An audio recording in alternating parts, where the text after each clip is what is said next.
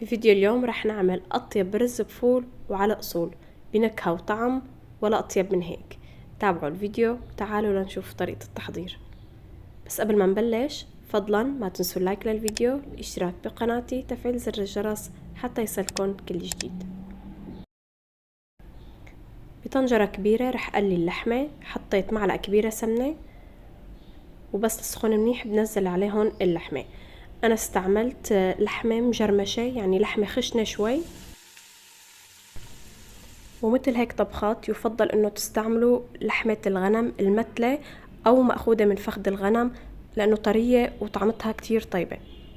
نزلت اللحمة على نار عالية حتى ما تنزل سوائل، وبس تاخد لون خفيف من على الطرف الاول رشيت لها رشة صغيرة فلفل اسود وبقلبها لحتى تاخد لون من كل الاطراف. وانا رح اغطيها شوي لحتى اضمن الاستواء، مع انه انا استعملت لحمة طرية. وبالنسبة للبهارات حسب رغبتكم. أنا بالنسبة إلي إذا لحمة غنم وطعمتها طيبة ما بفضل أبدا إنه ضيف بهارات غير فلفل أسود. بس استوت اللحمة عندي ضفت لها الملح، وبعدين رح أرفعها من الطنجرة ورح أطبخ الرز بنفس الطنجرة. حطيت معلقة كبيرة سمنة ورح نزل عليهم الفول الأخضر. أنا بصراحة بفضل للرز بفول إنه نستعمل الفول اللي حبته صغيرة، بس هلأ نحنا صرنا بآخر الموسم وما لقيت غير هذا الفول الكبير.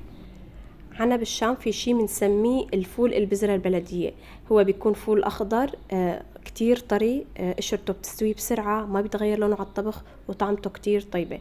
بس للأسف هذا الفول مو متوفر غير بالشام. أنا هون موجودة بالساحل، مو موجود عندي غير هذا الفول، بنسميه الفول المالطي. هذا بيتغير لونه على الطبخ وحبته قاسية شوي ما بيستوي بسهولة. هلأ قلبت الفول مع السمنة كتير منيح مع رشة ملح، وهلأ رح اطبخه بقلب الرز لحتى يستوي منيح. حطيت نصبة الرز، لكل كوب رز كوب وربع مي او كوب مي حسب نوعية الرز اللي نحن عم نستعمله، ولكل كوب رز معلقة صغيرة ملح. هيك بيطلع الملح كتير تمام. بستنى حتى تغلي النصبة كتير منيح، وبعدين بنزل عليهون الرز مغسول كتير منيح ومنقوع لمدة ساعة ومصفى. أنا خلطت بين الرز الحبة القصيرة والرز البسمتي الحبة طويلة. حطيت كوبين رز طويل وكوب رز قصير، هيك بناخد طعمة طيبة وفرفدة للرز غير شكل. قلبتن غطيتن على نار عالية بالبداية، وبس تبلش تنشف عندي موية الرز مثل هيك كشف الطنجرة، بعملن تحريكة بسيطة، بعدين بغطيهن وبهدي النار على الأخير. لازم النار تكون كتير هادية وقت هداية الرز. وللناس اللي عم تشتكي انه الرز يا اما بيطلع معهم عم يقرط يا اما بيطلع معهم مخبوص من كترة المي، عملوا هاي الخطوة. بعد ما غطيت الطنجرة بحط على فتحة الطنجرة بشكير مشان يحبس البخار بشكل كتير منيح، وبخلي هون لمدة 15 دقيقة أو 20 دقيقة حسب نوعية الرز اللي نحن عم نستعمله. لبين ما يستوي الرز رح قلي الفول يلي بدي احطه على الوش. انا نقيت كم حبة فول صغيرة تكون خضرة وبتستوي بسرعة لحتى اقدر احطهم على الوش. نزلتهم على السمنة بقلبهم منيح لحتى ياخدوا تقليبة منيحة، وبعدين رح اضيف لهم فنجان صغير مي مع معلقة صغيرة سكر تعطي طعمة طيبة للفول ولون اخضر حلو، ورشة صغيرة ملح. بعملهم تحريكة وبغطيهم على نار كتير عالية، ما بيصير نوصل النار بهي المرحلة لحتى ما يتغير لون الفول، لمدة دقيقتين 3. يعني مجرد ما تحسوا انه الفول بلشت تفتح قشرته هيك بتعرفوا انه استوى. هيك الفول صار جاهز عندي. هلأ بقيمه بحطه على جنب مشان نزين فيه الوش. وهيك الرز اتهدى وصار جاهز معي. شوفوا ما احلاه ما شاء الله، مفلفل وكل حبة بحبتها.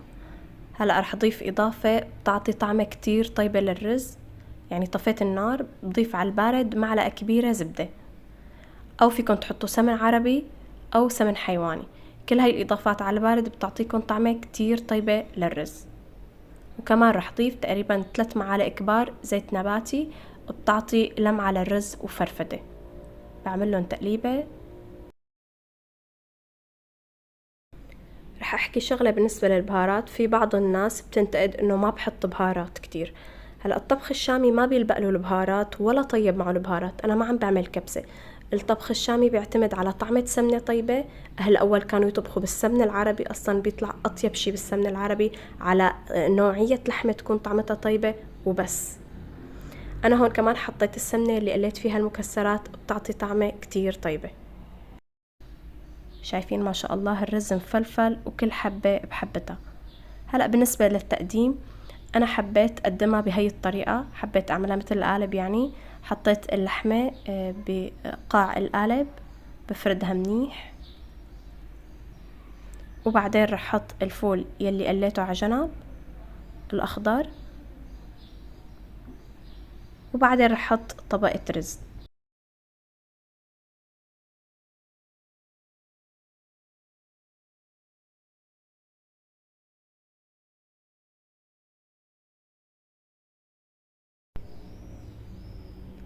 بضغط على الرز شي بسيط، بس أنا لأنه ما بدي إياه ينخبز، شي إنه ضغطة بسيطة لحتى ياخد شكل القالب، وبعدين رح أقلبه. شوفوا لي على هالشكل ما شاء الله، يا سلام، ولا أروع من هيك. زينة بالمكسرات المحمصة، ويا عيني شي على عيني، يعني ما بتتخيلوا الطعم والريحة، عن جد ولا أطيب من هيك. شايفين ما شاء الله شكل وطعم شي بشهي، مع لبن بخيار، ويا سلام. هذا هو فيديو اليوم، إن شاء الله بشوفكم فيديو جديد، وصفة جديدة. شكرا لحسن المتابعة، والسلام عليكم.